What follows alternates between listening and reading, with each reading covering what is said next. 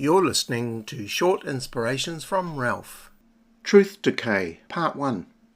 Now, in order to deal with a subject like this, truth decay, we must define what exactly truth is. Otherwise, get this, there is no truth decay, because truth then becomes whatever a person makes that out to be. It's that old saying, if you don't stand for something, you will fall for anything. So if there is no fixed standard of truth, there is no such thing as truth decay, if you get my meaning.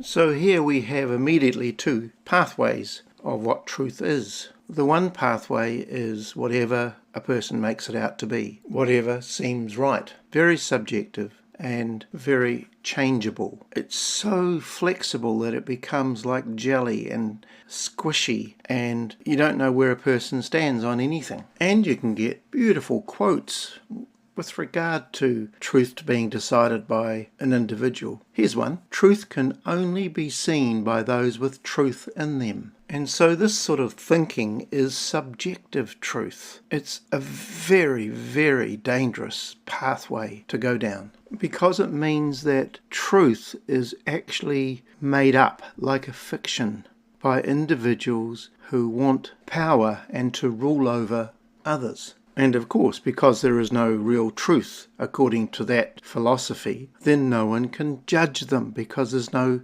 standard to judge them by. It's all relative. And so events in the world today and history tell us that subjective truth does not work, because it leaves humanity vulnerable to tyrants and oppressors and monsters who would want to exploit humanity for their own agenda. And we have that with people like Adolf Hitler. We're looking at the extremes. You see in restricted nations today, people are not free because the rulers or ruler of those nations have decided what truth is. And we see millions upon millions of people who have been killed by their own governments because they have created their own form of what truth is. That's subjective truth, as we said. Then we have objective truth, and that means it's not influenced by personal feelings or opinions in considering what is the real truth.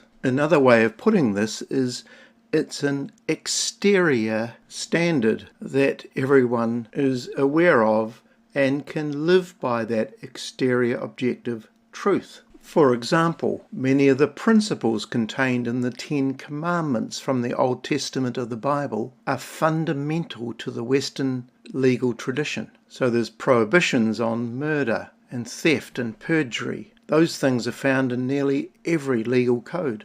And without those things, the world becomes every man for himself. It becomes a jungle of survival of the fittest. In defining what truth is, we're talking about a person's belief system, their understanding of what is right and wrong. We're not so much talking about telling the truth, although there is an overlap there. And so truth has to be an exterior set of moral codes or principles that are rock solid, that we live by, that we believe in or convinced by, that we trust, that we have confidence in, that we consider are honest and regard as the truth as opposed to a truth. And I want to say, in finishing off this episode, that such a truth exists. It was, and it is to come. It is an eternal thing. It is called the Word of God. And it is much, much more than paper and ink. It is not just a fact or a written script. Truth is a person. You see, in Jesus Christ, truth moves from the abstract to the intensely personal and even relational. And in Jesus, truth moves beyond arguments between philosophies and books and the cunning wiles of clever people to a living relationship that can change everything. I'll finish this episode with the astonishing words of Jesus, who replied to his disciples and Thomas about what is the way, what is the truth. Jesus said in John 14:6, I am the way, the truth, and the life. No one comes to the Father except through me. Keep listening. God bless you.